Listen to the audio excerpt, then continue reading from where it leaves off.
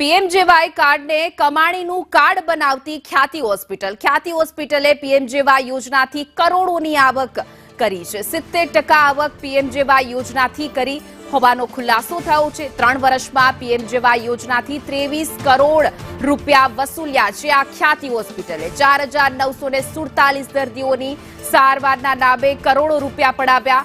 Cardiac અને cancer અને ortho સર્જરીના 14.43 crore લીધા છે। 4 લાખથી પણ વધારે ખર્ચની 2 સર્જરી પેટે 9.6 લાખ લીધા છે। અલગ અલગ જે પૈસા પડાવ્યા છે આખો ખેલ હતો એની વિગતવાર આપને માહિતી બતાવી રહ્યા છીએ।